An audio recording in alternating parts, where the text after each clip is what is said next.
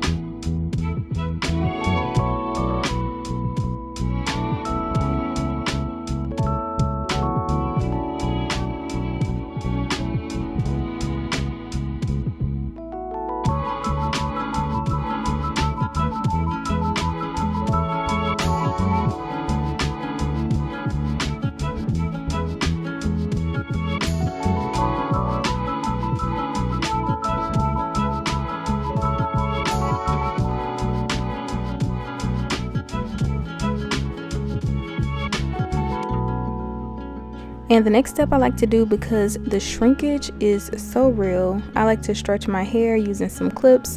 So I just pinned it down and I'm using my blow dryer to stretch my curls.